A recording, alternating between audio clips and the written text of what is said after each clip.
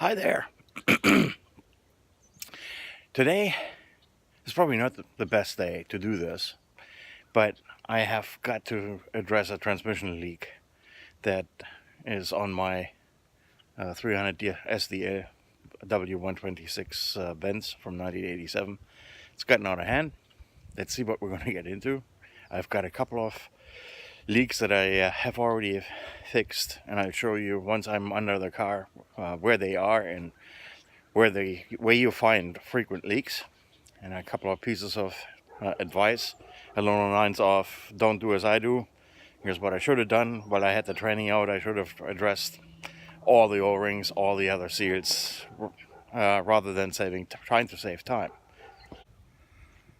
As you can see, that's probably not the best weather to do this, but we got to do it anyway and can't stay this way. There are a couple of tools that I can highly recommend that you ought to use when you're working on the tranny, because if you don't have a lift or some sort of a pit, it is the pits to work on these trannies or these beasts. So here are a couple of good tools. I've got this thing almost 2 feet off the ground, and again, be really super careful. Don't see this as a recommendation. You need to feel safe with what you want to do. Those 2-ton jack stands are from Harbor Freight, and there is a long reach car jack also from Harbor Freight. And yes, the winter might not have been the best time to work on the darn thing, but the tranny leak is getting out of hand, so I need to work on it. Excuse me. So here's the long reach. Right now I've got it under the tranny. I've got a good space, good amount of space to work under there. Loosened the exhaust. Took the transverse tranny support out. That's something that you gotta do, and I have a very odd leak that I'll explain in a second. But this leak has gotta go.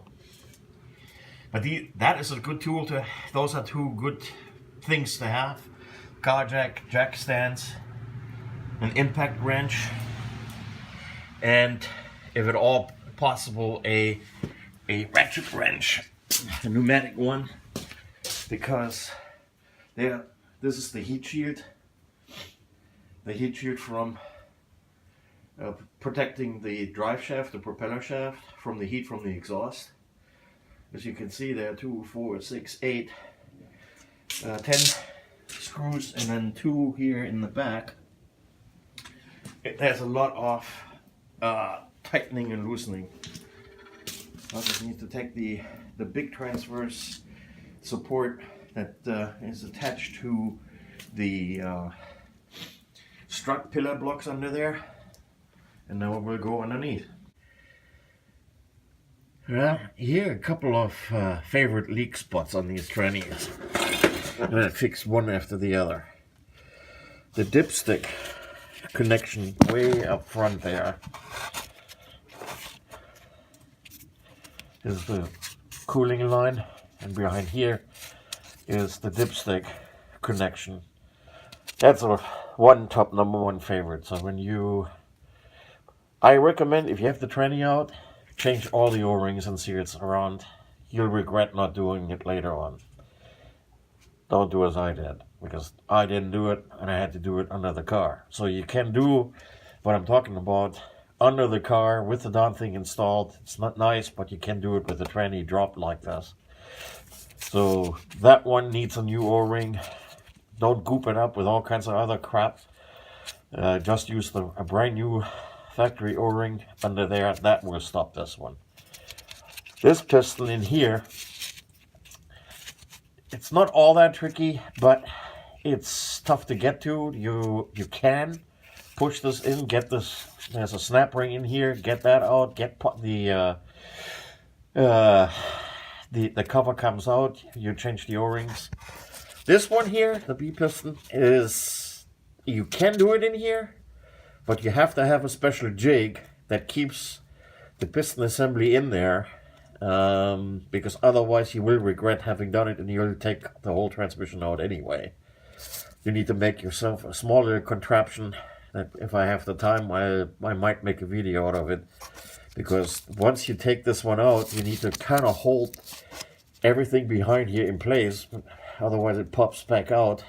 And in order to do that, you need to have a small little piece of pipe or tubing and a screw with a nut that you can clamp between, kind of jam between the innards of here and the side of the undercarriage here of the body. And you can change the O-rings, put this thing back, and tricky, but you can do it.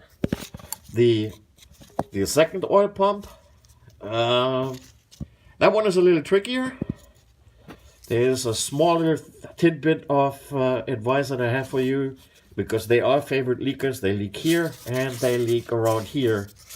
But in order to get to it, you have to take this out. These couple of screws come out, and yes, you can, when this is dropped, it pops out. But hold on, let me get a screwdriver. This screw here is super important. Don't push, nudge, or turn it. When this comes out, you need to loosen this one completely. Keep this slot perfectly parallel to the undercarriage of the car, because that is a small little arm, a lever in the tranny that keeps the aux pump impeller, meaning the whole shaft, in place. If that one is too tight or completely loose, you'll wreck the tranny within a couple of 100 miles. So not for the faint of heart, but you can do it.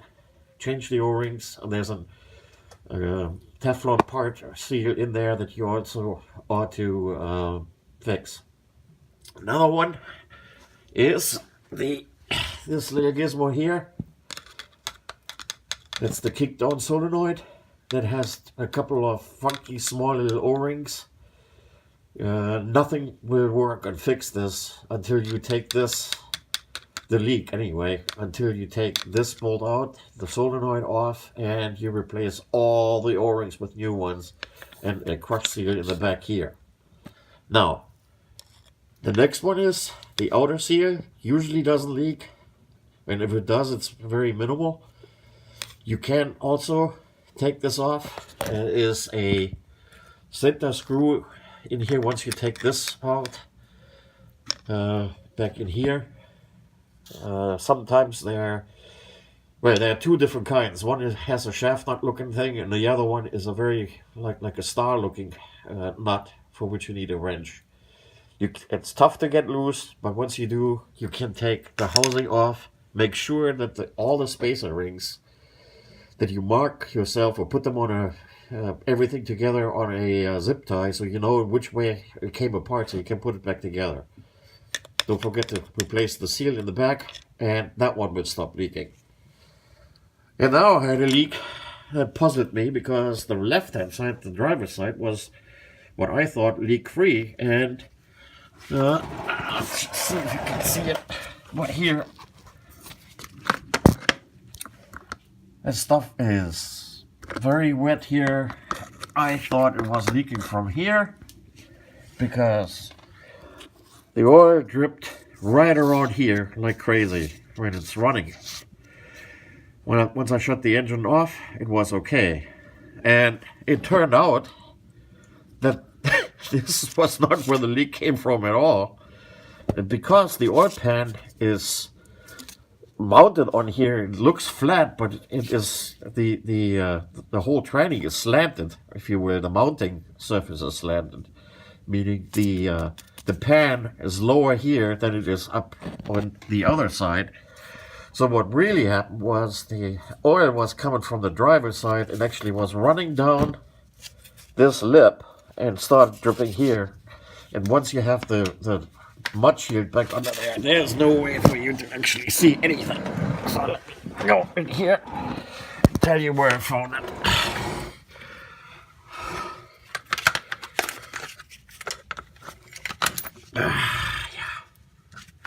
So, it wasn't. There's a little drip here, but that's an easy fix. That's the speed sensor, the car speed sensor. Not a big deal. This one is not leaking. What was leaking, or is leaking, is the shaft of the gear shifter. So this needs to come off, and the whole reason why this needs to come off is because this shaft seal is in there behind it, and it's teeny tiny, which I'll show you. But as you can see it now, the oil is running from the shaft all over here, all the way around, and it dripped on the other side, which can drive you bonkers. Well, it did it to me anyway. So, lucky me, I changed the small little seal on the shaft, the gear shifter shaft, and reassembled everything, and, well, that's not where the leak is. Fortunately enough, I kind of saw the trouble coming and wanted to make sure that this was the final leak on this darn thing, and had it running for a little bit, and it's in a different spot. So, where it's leaking from? Not from the shaft. Yes, unfortunately, there's something. There it is. And that unfortunately means most likely we're going to have to tear the tranny apart, but that's where the slow leak is coming from. It's messy, but I do need to go ahead and do something about it.